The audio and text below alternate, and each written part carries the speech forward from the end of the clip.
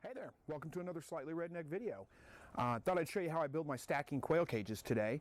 If you've been watching my videos, you know I'm working on another quail project where I've got a multi-function quail hutch that I'm building, but I haven't had time to build it, so I just been so busy here lately. So I've got some quail that are in the brooder that need to come out, need to go into cages, so I've got all the materials handy, and these are quick and easy to put together, so I figured I'd just put one together and I'd do a quick video and show you how I make my stacking quail cages.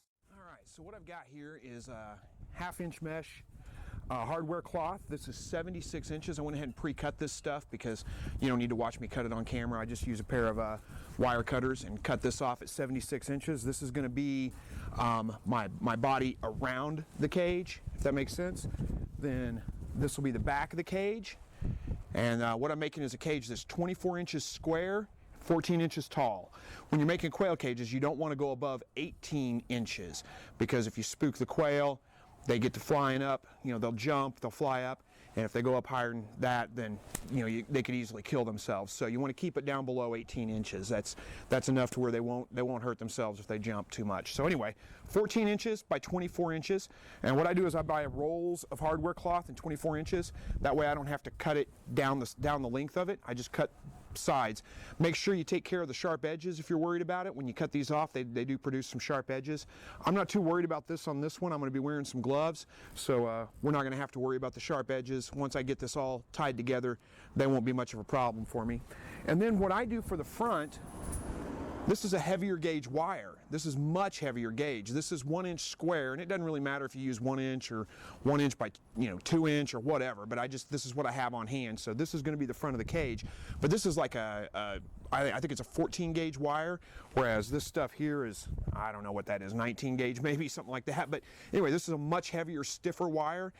By using this, because I've got it on hand, it's easy for me, but by using this for the front, I don't have to worry about building a frame for the cage. This will kind of hold it in. It's a little bit stiffer, and it makes it form its shape a little bit better. So let me get my tools organized here, and I'll show you kind of how I put this thing together. All right, so I got my hardware cloth all laid out here, and what I've done is you can see that it wants to coil up on itself here. So what that means is that I've got it laid out to where it wants to fold under, because, so in other words, when you lay a piece of hardware cloth out, it wants to roll up. Make sure that you lay it out where it wants to fold under and not fold up, because I want this natural curve of the hardware cloth. You can see where it's kind of bowed up right here. I want that to be on the inside of the cage, because all the pressure is going to be pushing out and down. So I want those bends to be on the inside to counteract that, so that if I turn it around the other way, it's not that big a deal. It's just going to start sagging because of the weight on there. So let me get started on this here real quick. What I'm going to do is measure 14 inches because, again, my cage is going to be 14 inches tall. So I'm going to measure out 14 inches, which is right there. I'm going to take a 2x4, or this is actually not a 2x4, but you get it, a board, lay it right along that edge where 14 inches matches. And then this is how I'm going to get a nice sharp corner in that. And then it's pretty easy. Then you just bend this up, tap it with a hammer, make sure you're staying where you need to be. I just put my knees on it, tap it with a hammer.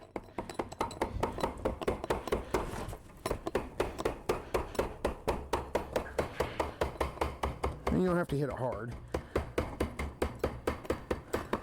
And there, I've got one corner, or one side done. Nice, sharp corner there. It's going to look pretty sloppy until we get it all put together. Okay, so I'm going to move 24 inches, and I'm going to do the same thing all over again. So this will be the side of the cage. What I'm working on now is the bottom of the cage. So I'm going to go 24 inches from that bend, which is right there, to a little bit further.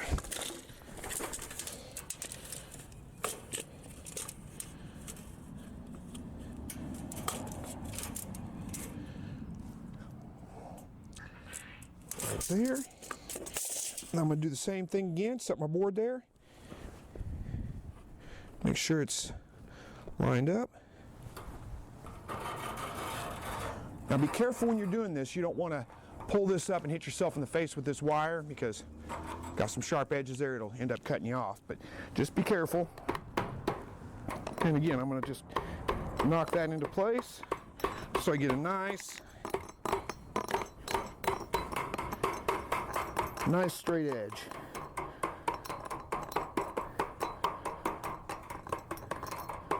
Okay, there's two. I'm going to move down. I'm going to go 14 inches because this is the other side. So 14 inches from that corner is right there.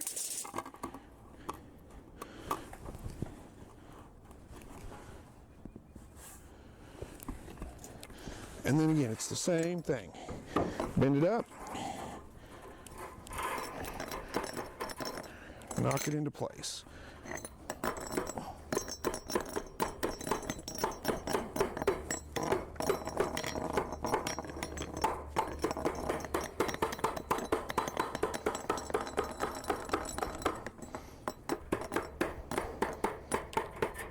Okay, and that should leave me with 24 inches here in the end. Let me just double check my measurements, make sure. And that's what it is. So, that is my quail cage. Now I just need to tie it together, and what I'm going to use for that is J-clips. We'll get up here a little bit closer so you can see what I'm doing here. And get my stuff together, and I'll be right back with you and show you how those work. What I'm using is J-clips, and if you haven't seen these before, these are J-clip pliers, and these are the J-clips. These are pretty standard in any kind of farm home supply, so you can see, oh, let me get in the camera, there you go. See that little clip, it looks like a J. And the way that these work, let me get it situated in there, is you just put them inside the pliers like that, if you can see that, hopefully, that shows up on camera, and then you just squeeze it down around whatever you want. Now I'm going to start with the corner, hook it on this side. It's a little bit tricky to get started, but once you get going, it's pretty easy. And don't worry about the exact shape. Just match up the corners, if you can see what I'm doing there. So where am I on camera? There we go. Match up the corners, squeeze that plier down, and it clamps it together. I'm going to do the same thing at the next corner and tie these two corners together. And then once I get the two corners tied together, I'll work my way down and put several down the edge of this thing. So let me get one in this corner real quick. Oops, I'm dropping them everywhere.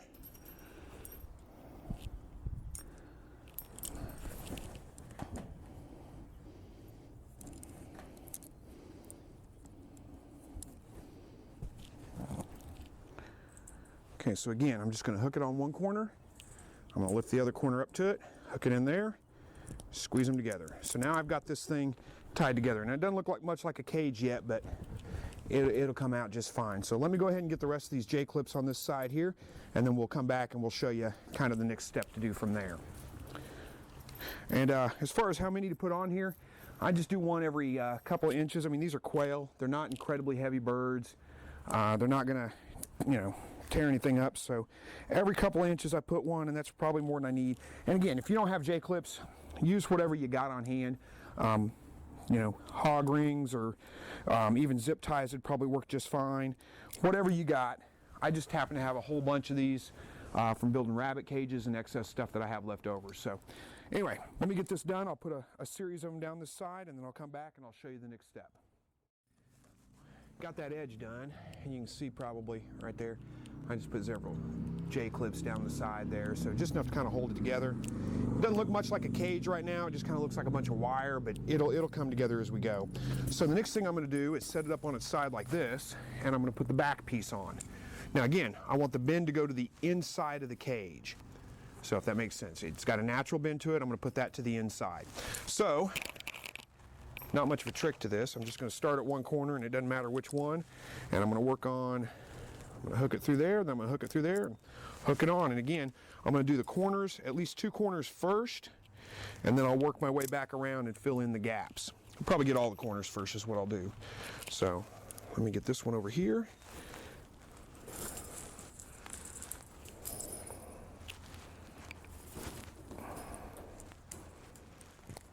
There we go. We're going on this side.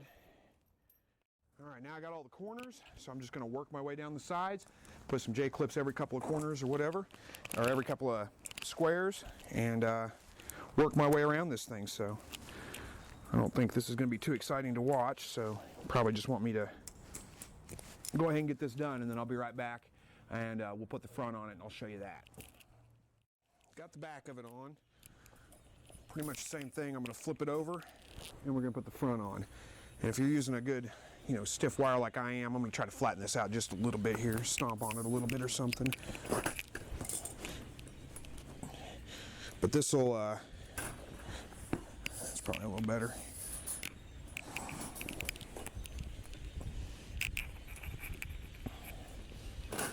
All right, this is going to give it a lot of rigidity, so you can see it's still, it's pretty much a box now, but it's still pretty flimsy. It's still, kind of misshapen, wants to twist up on me. When I put this stiffer wire on here and get that all, clamped on there, let me get down here in the camera, there you go. Get that all clamped on here, it's gonna provide it a lot more stability, and it'll be a good, strong cage. So, all right, let me get my J-clips here, and it's the same way. I'm just gonna start at the corners. I'm going to get each corner tied in, and then I'm going to work my way around. So there it is. Got the front on the cage. You can see, adding that stiffer wire on the front, really gave it a lot of, stability. It really made it rigid. So, if you don't have this stiffer wire like this, you could always build a wooden frame, mount your hardware cloth to that, and that would probably provide just as much. So next thing I'm going to work on is getting a door here for you. So let me get my tools together for that. We're going to cut it out of here, and then I'm just going to build a door out of it. So I'll show you how to do that here in just 1 second. Let me get my tools together for that. I'm going to put some gloves on so don't cut myself up. Working with the sharp edges once I cut this, but basically just figure out where you want your door. Now where I like my door, I'm going to mount it at the very top, put it right back here in the center. So I've got this kind of mapped out.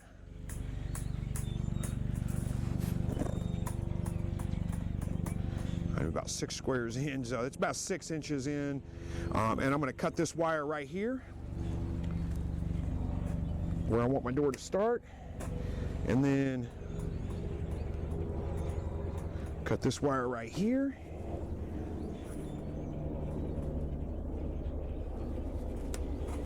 and I'm going to work my way down, bend those in so I know where they are. There we go.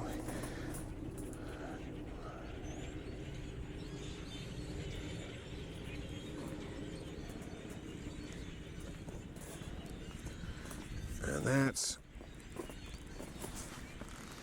all right, that's going to be the dimensions of my door. So let me go ahead and get these cut, and then we'll come back and we'll show you how to build the door itself. So anyway, you kind of get the idea of what I'm doing here. I just measured out. You can make your door any size you want. Make it big enough you can get things in and out of the cage pretty easily. But you don't, no bigger than that. This size door works for me, and it's not, and here's a good thing about this, is that if I decide it's too small, I can always cut it bigger if I want to. So anyway, let me go ahead and get this cut out, and I'm not doing anything special. I'm just going to work my way down and cut out all the cage. Be careful, because once you cut that, what you're going to leave behind is that little knob right there, if you can see that. Probably can't in the camera, but anyway, you'll figure it out. Those things can be really sharp. You might want to take a file or something and grind those down. So let me get this cut, and I'll come right back. Okay, you can see I've got my hole cut out for my door. So I'm going to take another piece of cage wire I've got, and this is just scrap cage wire. I'm going to lay it on top of here. And what I'm going to do is match it up. Get grief, it's hard to work with sometimes. There we go. And I want to let it overhang, and I don't know how well you can see this on camera, but I basically got 2 squares overhanging. I'm going to do that on every side. Measure it out, and I'm just going to make a cut right here so I don't have to mark it. I'll know that's where my door ends. And then I'm going to measure down about two rows. Now, here's the thing. When I cut this one, I don't want to cut, let's see if I can explain this to you. When I cut this bottom, this is going to end up being the top of the cage. Now, I'm going to go 2 rows. Here is the edge. So in other words, let me get this up close where I can show you. Let me get it measured out, and I'll get it up there close, and I'll show you what I'm talking about. All right, so what I'm saying is this right here is going to be my bottom row, but I want to cut on the far side of that. I want to leave these long pieces, and I'll show you why here in just a few minutes.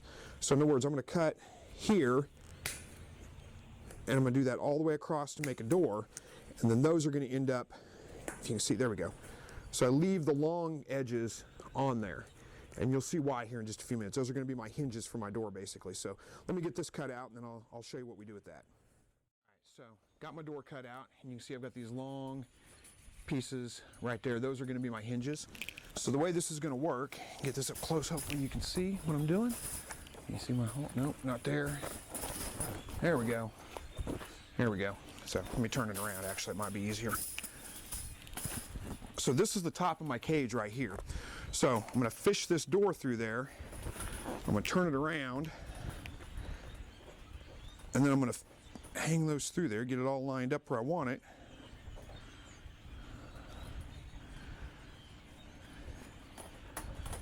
Come on, get through there. There we go. There we go. There we go. And then all I've got to do is take these long pieces stick out and bend them over. It might be easier to use a pair of pliers on these, but it works pretty well. I've got gloves on for a reason. So.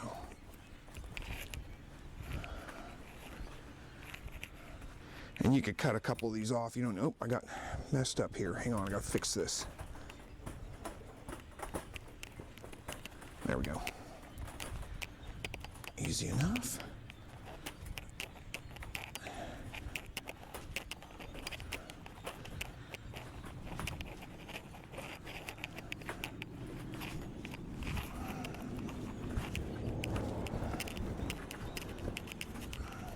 Okay, there we go. So now I have a door. You're gonna have to mess with it a little bit to get it to open and close the way you want it to, but now I have a door.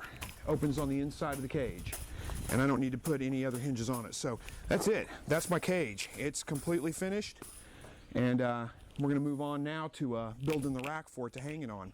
So let me get that stuff together, and we'll come right back and we'll show you how to build that rack. Well, just like any other project, I had to run to the parts store to get that done. So got dark by the time I got back, so I moved this project inside to finish it up. But I've already pre-cut this PVC pipe here. What I've done is I've cut 4 pieces that are 5 inches long, 2 pieces that are 13 inches long, 2 pieces that are 24 inches long. And then I've got a set of these little T's, 3/4 inch PVC is what I'm using. These are 3/4 inch T's. So basically this is the layout, and this will be the base of the rack. And you'll build one for the bottom, and then you'll build another one to go on top of that. Now I'm only going to build one because I've already got a cage out there, a cage rack started that this is going to mount on. So the top of that one will be the base of this one, but you'll kind of get the idea as we go through this. So anyway, pretty easy to put together. This is like, I love PVC. It's like Legos for grown-ups. You just cut them wherever side you want, put them together. You can glue these if you want to.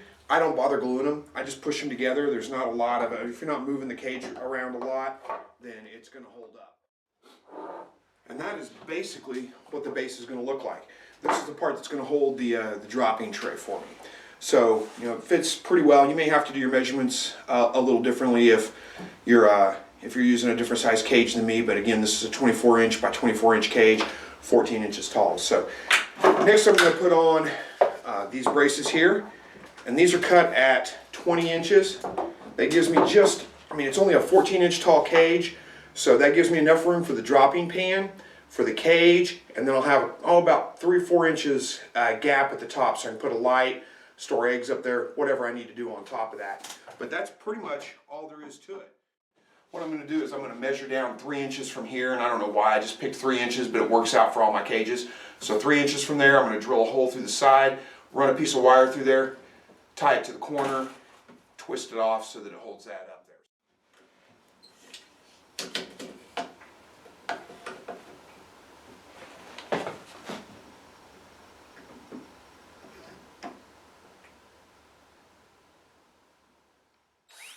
Got my holes drilled, so now I'm going to cut some wire, and what I've got is an old coat hanger here, just a wire coat hanger, and I'm going to cut myself some pretty good sized pieces out of that, so I can always cut off more if I need to. So I don't know how long that is. It's, I don't know, 5 or 6 inches long, however long.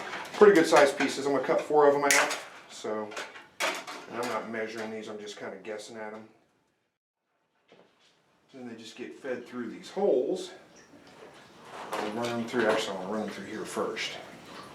I'll run them through the corner there, bend them around, push them through this hole.